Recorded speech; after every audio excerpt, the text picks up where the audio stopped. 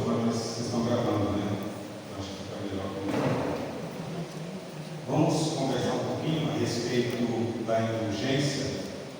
A indulgência é uma virtude como é a caridade, como é, por exemplo, a benevolência, como é o perdão, tantas outras virtudes necessárias para todos nós, espíritos imortais que somos.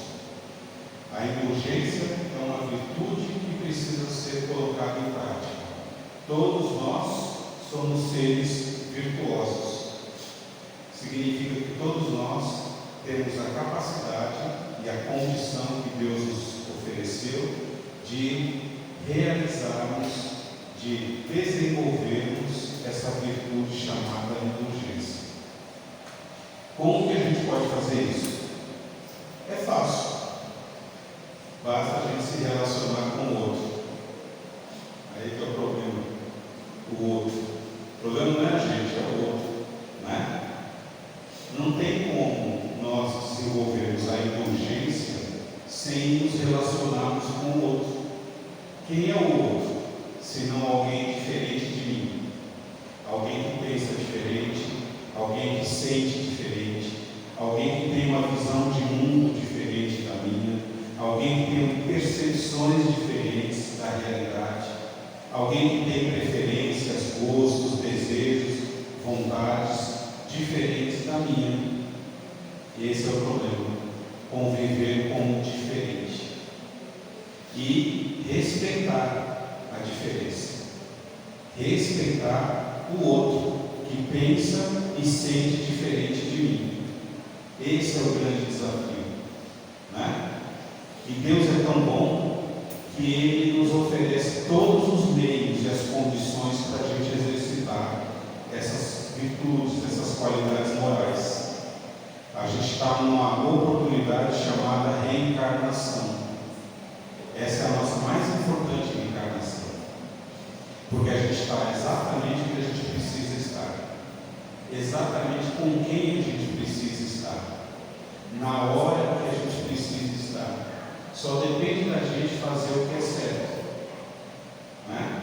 Conviver, ou seja, viver com o outro que é diferente, respeitando ele, procurando amá-lo, tolerá-lo, se não for possível amar, respeitando as diferenças do ponto de vista dele em relação à minha. Isso é conviver, respeitando e sendo indulgente para com ele, para com as falhas e os erros do outro, né? É disso que a gente vai falar aqui. Então vamos lá. A gente começa. Está funcionando? Acho que, se você puder passar para mim, eu agradeço. Acho que aqui a pilha deve estar fraca.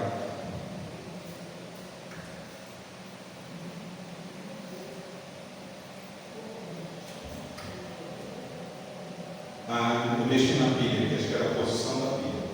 Essa imagem, ela pode dar uma ideia para nós, como é que nós, da humanidade terrena, como é que nós vemos o outro, aquele que é diferente da gente.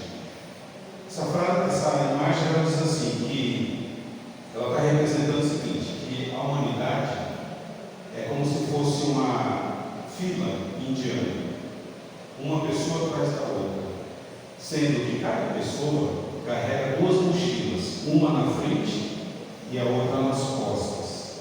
Essa mochila da frente, ela está levando todas as qualidades boas de cada um de nós, da pessoa que está carregando a mochila, todas as virtudes, todos os pontos positivos, todos os pontos fortes que cada um de nós possui.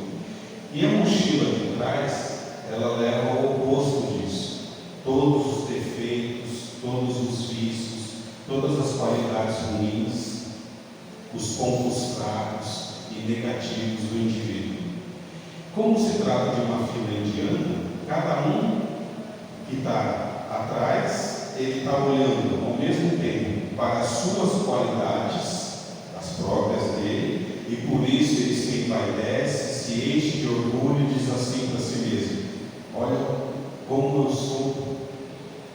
tenho valor, né? Como eu tenho qualidades boas, como eu sou uma pessoa positiva.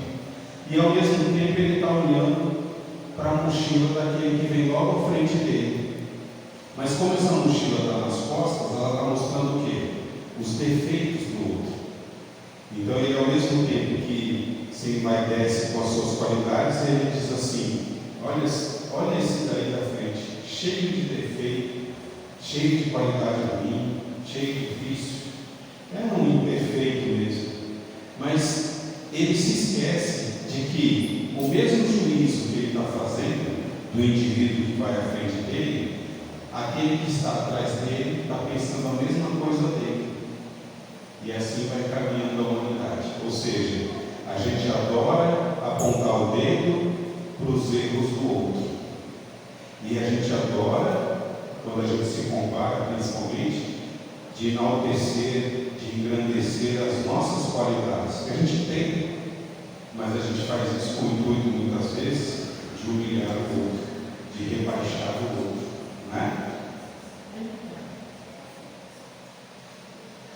Quando falamos sobre alguém ou sobre uma característica desse alguém que nos incomoda, acaso não estaremos falando sobre nós mesmos? Se eu estou enxergando o defeito do outro, será que eu não estou espelhando nele um defeito que eu possuo, mas que eu sou incapaz de confessar para mim mesmo esse defeito? Tem uma frase que vocês devem conhecer, que diz assim: quando Pedro me fala de Paulo, eu sei mais de Pedro do que de Paulo. Vocês conhecem essa frase? Né? Uma pessoa chega para você e vai contar de outra, vai falar, fofocar de outra pessoa. Você acaba sabendo mais dessa que fofocou do que da outra, que às vezes você nem conhece, né?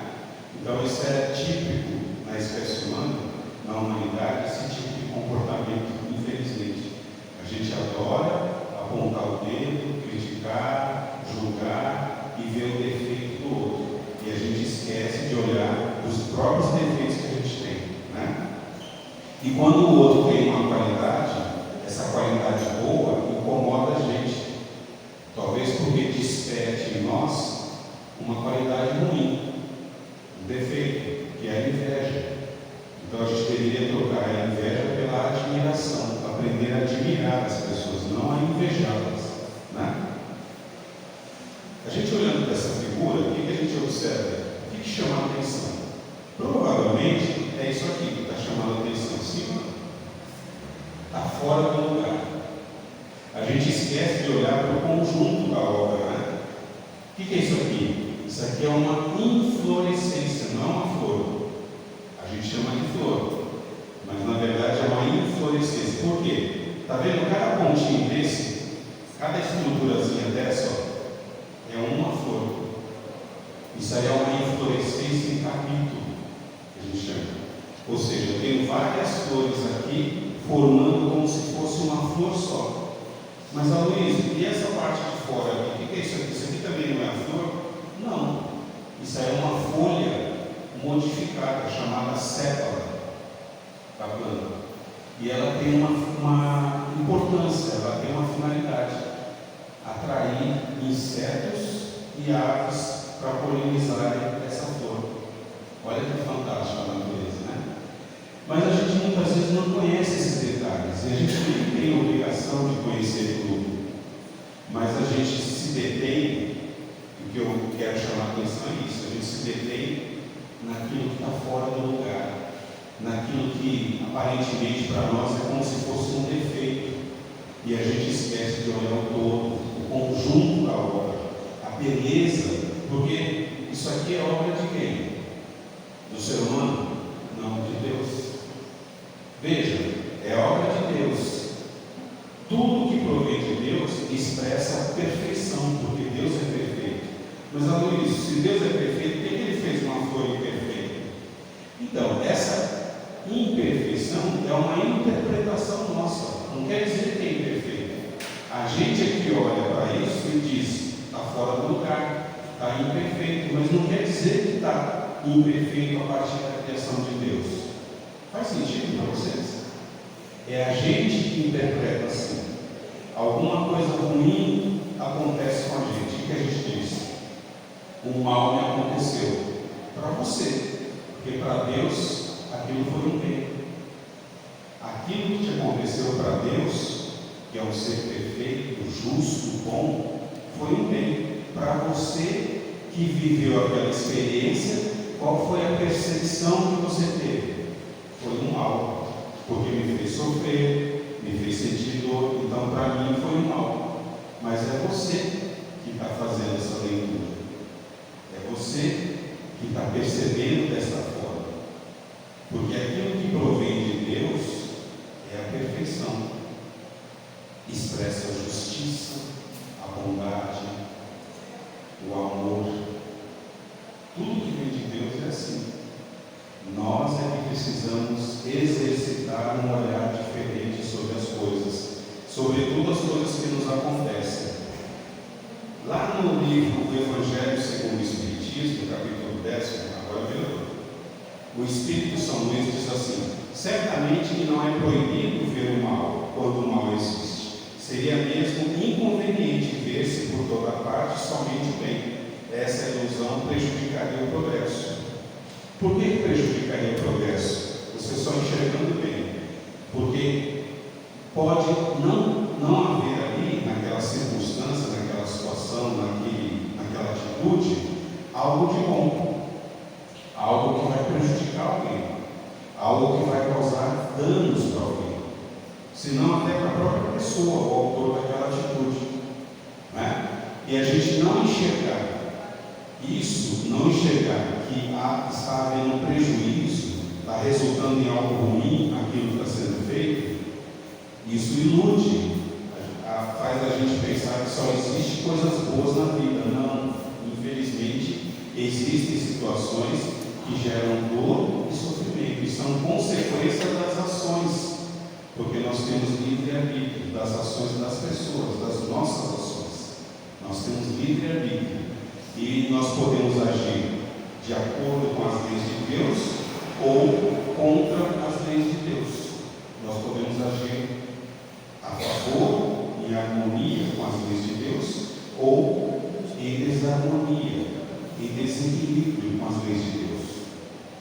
E os Espíritos dizem assim: toda vez que você age contra, desobedecendo, desrespeitando as leis de Deus, você gera problemas, infelicidade, sofrimento moral, às vezes até dor física, toda vez.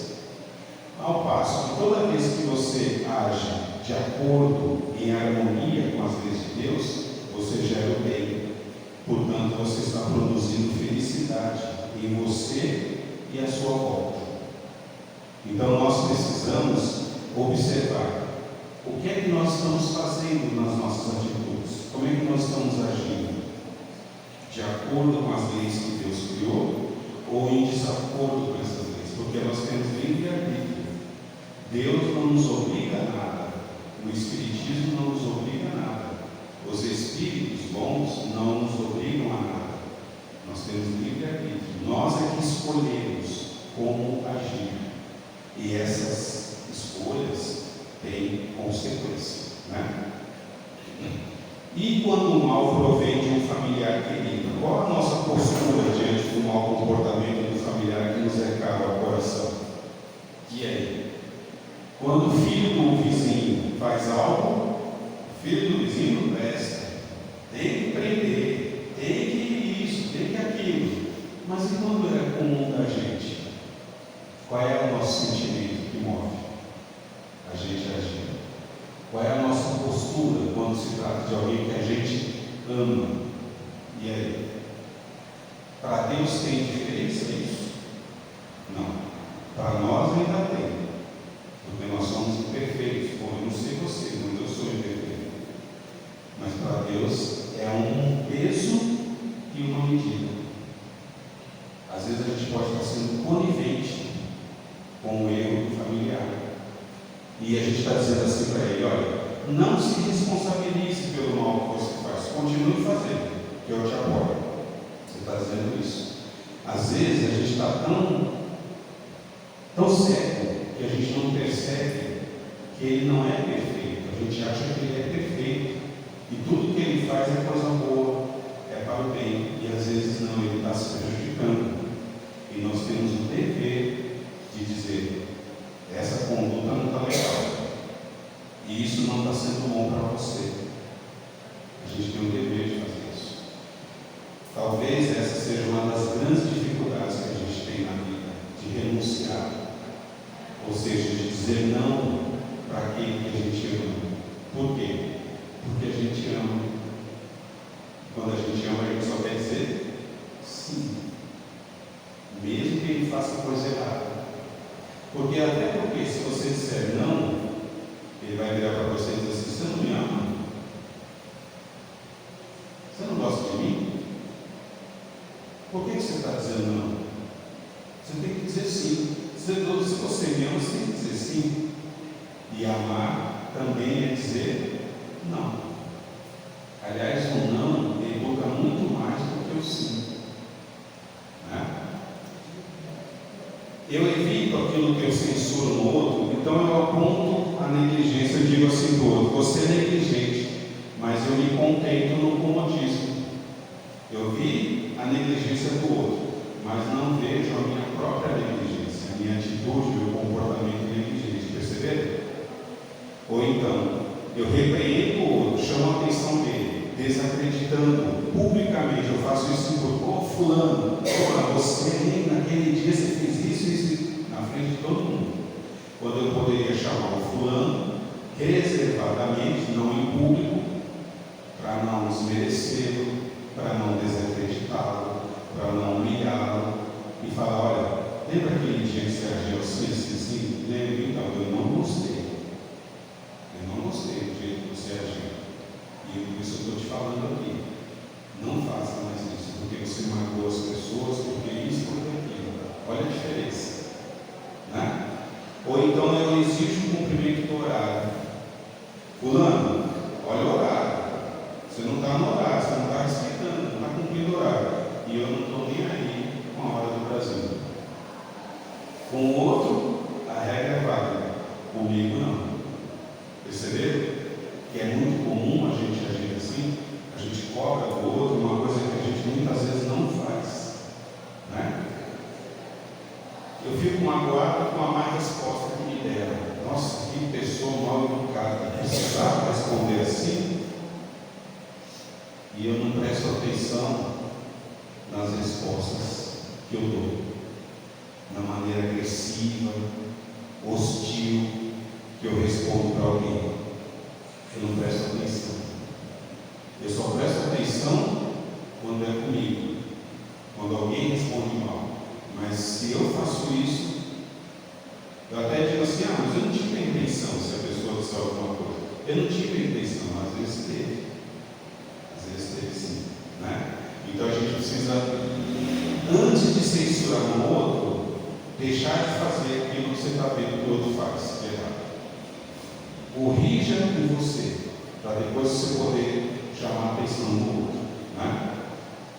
Quem de nós suporta um olhar severo sobre as próprias imperfeições? Quem que gosta de ter o dedo apontado e falar: você é isso, você fez aquilo? Quem que gosta? Ninguém gosta.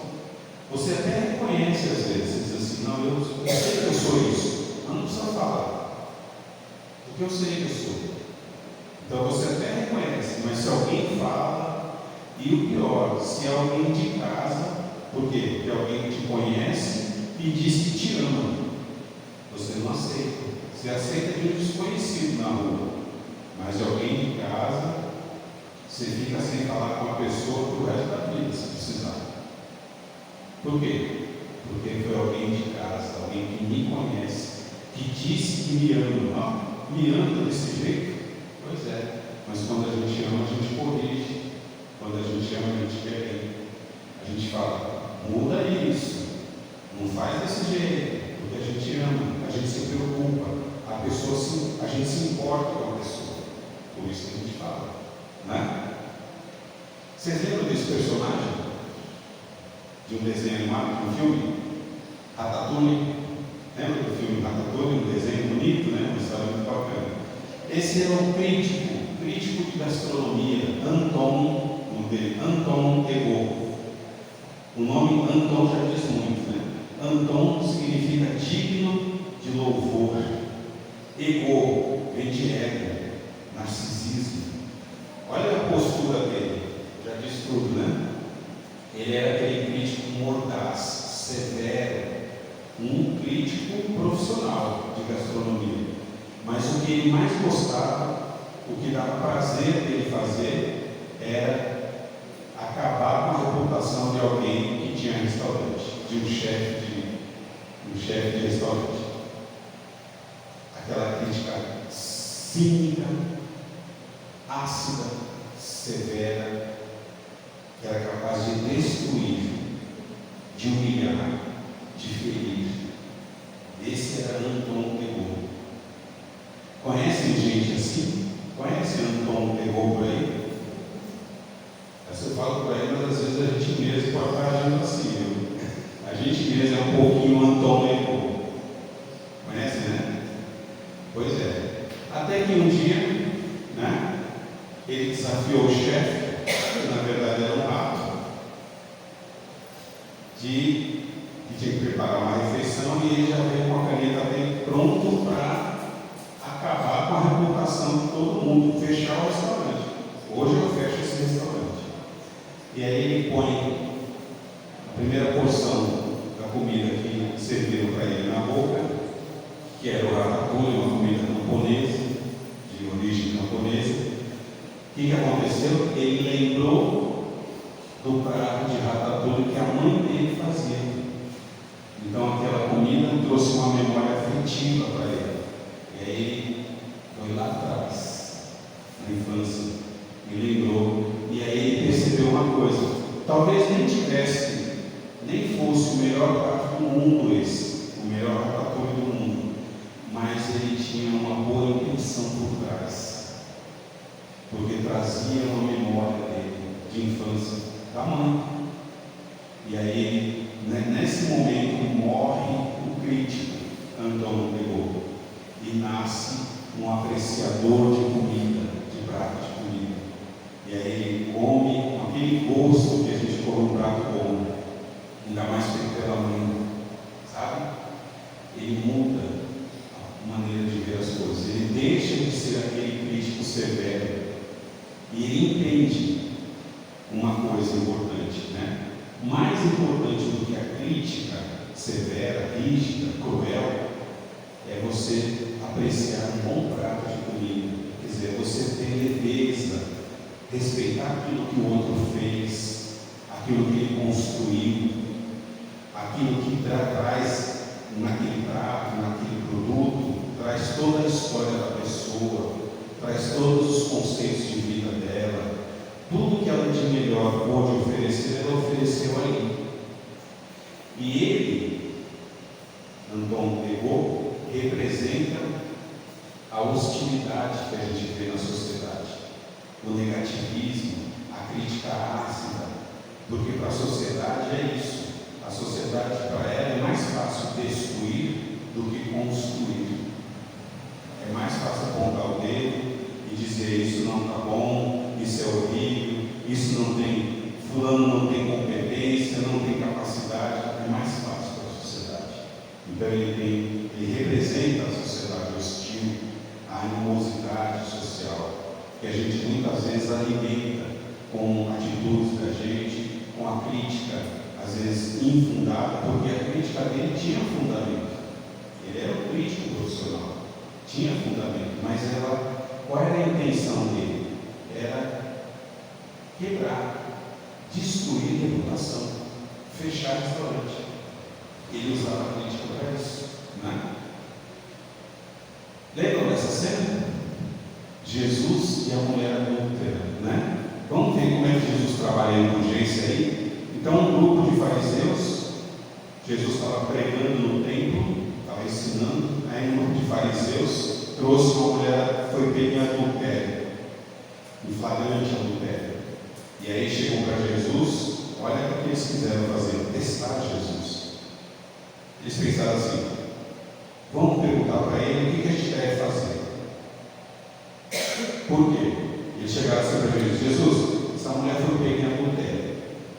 A lei, que era a lei de Moisés, que vigorava na época, a lei diz que, para esse tipo de crime, a morte por apedrejamento. O que você diz? Olha o teste que fizeram para Jesus. E você, o que ele disse? O que eles esperavam? Se Jesus disser, não é para seguir a lei de Moisés, então ele estaria blasfemando contra a lei de Moisés. E se ele dissesse, vamos apedrejar, ele estaria contrário àquilo que ele pregava como Messias, o enviado de Deus. Então, essa foi a proposta dos fariseus.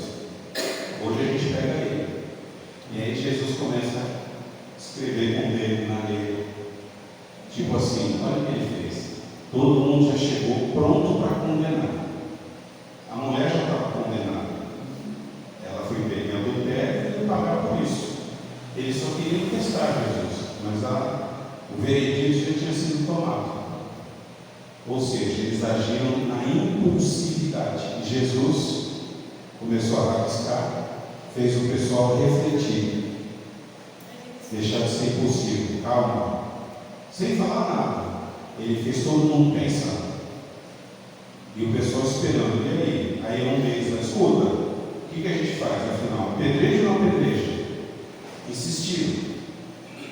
E aí nessa hora, Jesus se levanta e diz assim: quem de vocês estiver sem pecado, atire a primeira pedra. Olha que sabedoria do mestre. Ele convidou cada um a pensar na sua própria conduta, no seu próprio comportamento. Quem de vocês estiver sem pecado, atire a primeira pedra. Pode começar. E aí foi saindo uns, né? Foi saindo um outro. Um falou, vou para casa que eu deixei o feijão no fogo. O outro, vou dar banho no pet. O outro, e assim foi, saindo um por um. Quando ficaram apenas Jesus e a mulher, aí ele chegou para a mulher. Olha como Jesus tratou a mulher adúltera como mulher, não como adúltera, como mulher. Ele trouxe a dignidade para ela. Ele chega para ela e diz assim: mulher, cadê aqueles que te condenaram? Não estão mais nenhum deles aqui? Não, Senhor, nenhum. Então, eu também não te condeno. Jesus, eu também não te condeno. Jesus, disseram os espíritos para Kardec, foi o espírito mais perfeito que passou pela terra. Ele nem precisava encarnar. Ele veio em missão. Ele certamente não desejava o mal de ninguém, não pensava o mal, não fazia o mal, ele só queria o bem. Então certamente ele não ia condenar, mas ele fez questão de dizer isso para ela: eu também não te condeno. Mas ele asseverou, ele acrescentou: vai e não peques mais. Como se ele dissesse assim: olha, eu não aprovo o que você fez. E outra, levaram a mulher, mas não levaram quem estava com ela, que podia inclusive ser um homem casado. Mas era a cultura da época, infelizmente, o machismo. Então Jesus disse: de qualquer maneira, o que ele quis dizer? Muda de vida. Muda de vida. Faça diferente daqui para frente. Ele encheu a mulher de ânimo, de coragem. Ele viu o lado bom dela. E ele sabia que ela, embora se sentisse fortalecida e encorajada naquele momento, porque ele conseguiu reverter uma situação difícil para ela devia estar vivendo ali naquele momento um misto de medo, de vergonha, porque estava sendo exposta em público ali, vergonha. Ela passou vergonha, mas quem estava com ela não passou.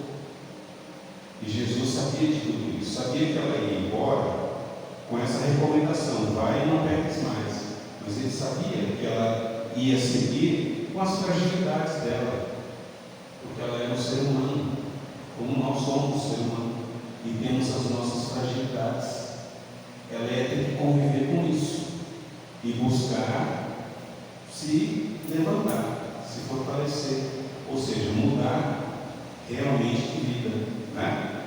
Então, o que a gente pode dizer mais a respeito disso, dessa passagem? O dever da caridade nos impõe agir de que maneira diante da falta alheia? O que fez Jesus? Ele analisou a circunstância. Trouxeram o problema, ele não respondeu, ele deixou o pessoal pensar. Ele não foi impulsivo, ele ficou em silêncio. E nesse silêncio ele convidou cada um a refletir. Calma, calma. Presta atenção no que você está pedindo. Calma. Então ele analisou a circunstância. Ele viu que ela estava a ponto de ser apedrejada. Ele percebeu que estavam testando ele, Jesus. Ou ele ia a favor de Moisés ou ia contra. O resultado seria o mesmo. Então ele analisou a circunstância, né? Ele compreendeu a fragilidade natural do ser humano, não só da mulher, de todo mundo. Porque quando ele diz assim, quem nunca errou, fique à vontade. E ele sabia, ele estava lidando com seres humanos, frágeis, vulneráveis, né? E quando a gente se reconhece na fragilidade que a gente tem, a gente erra, mesmo querendo acertar, a gente erra. A gente percebe o quê? Quando a gente reconhece essa fragilidade, a gente percebe que um depende do outro, que nós precisamos cuidar da nossa fragilidade. Nós precisamos cuidar um do outro. Eu hoje errei, mas amanhã pode ser o outro. Hoje eu errei, eu encontrei um ombro amigo, alguém para me apoiar, para me sustentar. Eu tive uma queda moral, mas alguém me ouviu, alguém me ajudou, me encorajou. Amanhã pode ser o outro. Então, essa fragilidade humana é algo que nos mostra o quanto a gente precisa compreender a falha, o erro do outro. Isso é ser indulgente. Ele não interferiu no livre-arbítrio de ninguém. Ele não obrigou ninguém a fazer nada. Ele só disse, quem tivesse pecado, tira a primeira pedra. Ele deixou cada um à vontade para tomar a decisão que achasse melhor. Mas nessa hora que ele faz essa proposta, cada um vai refletindo, eu já errei. Bom, como eu já errei, não posso fazer isso, eu já errei. E aí cada um foi saindo. Os mais velhos saíram primeiro e depois os mais novos. Mas ele respeitou o livre-arbítrio, inclusive da mulher. Ele não condenou a mulher, ele recomendou, não erre mais. Daqui para frente, vida nova.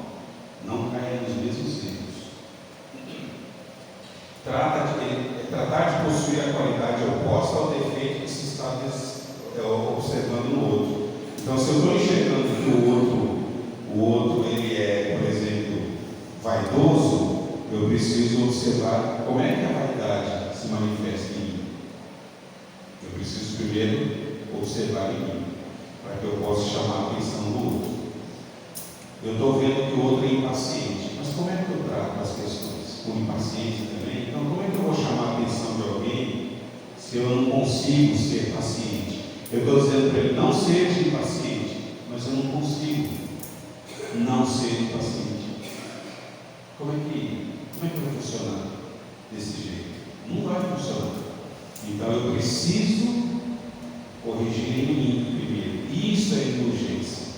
É você perceber que o outro falha, mas você também pode falhar. Então é você prestar atenção naquilo que você está observando. Se aquilo não é um reflexo do que você faz. Então, deixa eu corrigir primeiro em mim, para depois eu falar do outro, né? O cristal quebrado perde o seu valor. Uma experiência sofrida não retira o valor do espírito. Um copo de cristal que se quebra, tenta vender ele para você ver o valor que você vai pegar. Ah, mas é de cristal. mas já perdeu o valor que ele quebrou. Mas o espírito, quando ele tem uma quebra moral, quando ele passa por uma dificuldade enorme, por exemplo, quando ele tem uma situação de desequilíbrio, um sofrimento, uma dor, é uma experiência que só agrega para o espírito, só agrega valor. Ele cada vez se fortalece mais, cada vez ele tem mais valor, porque a cada momento o espírito é outro, a cada momento nós somos outro.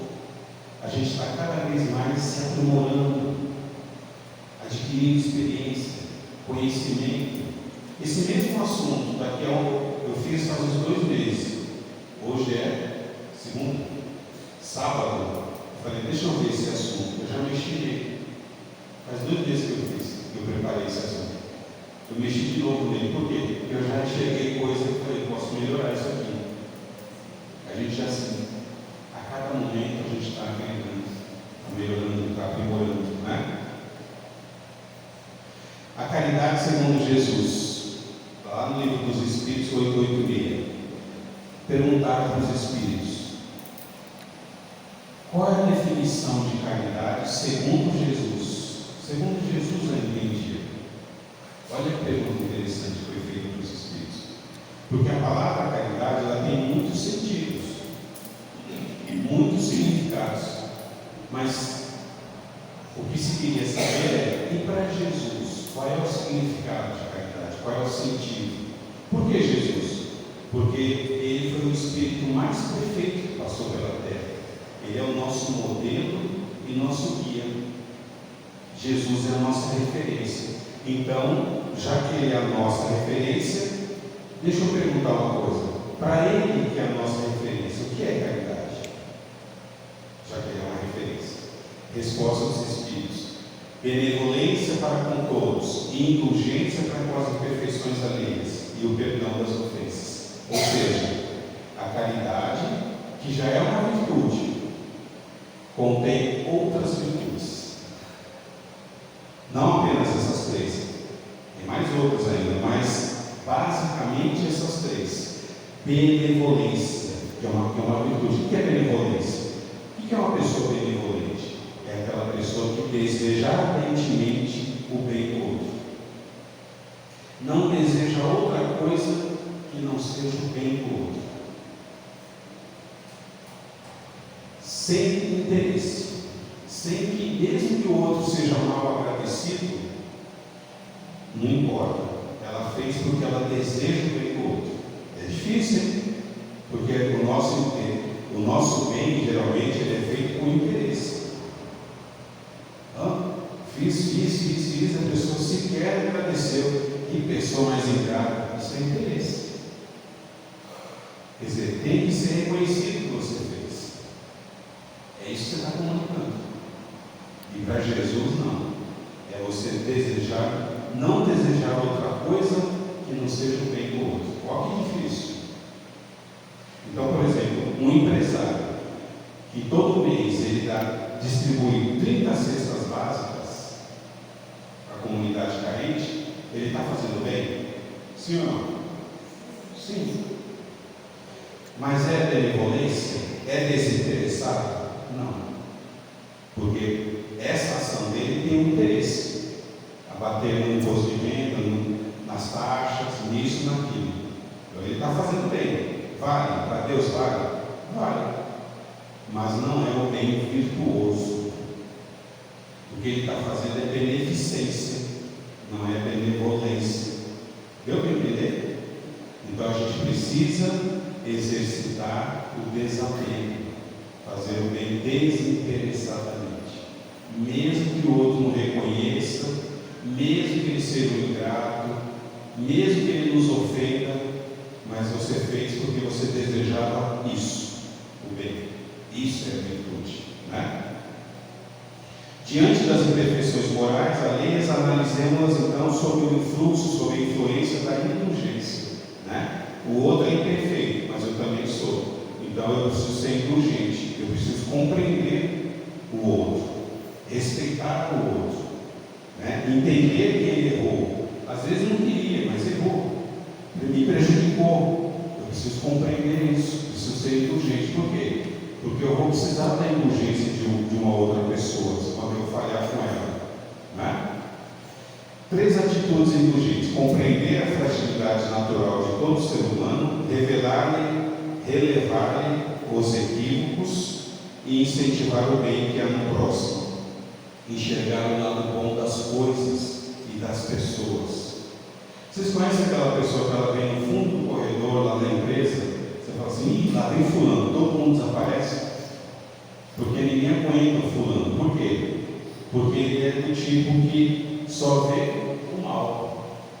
Bom dia. Por quê? É assim. Ninguém aguenta conviver com uma pessoa assim, que só reclama de tudo, né? Facilita a indulgência, o estabelecimento de vínculos afetivos, porque ela aproxima as pessoas, viabiliza a fraternidade entre seres ainda imperfeitos e é um antídoto contra a indiferença e a severidade, né?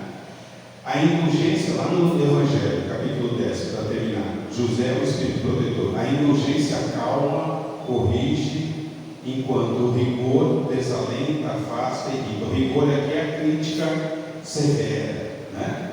Por que a indulgência acalma, corrige?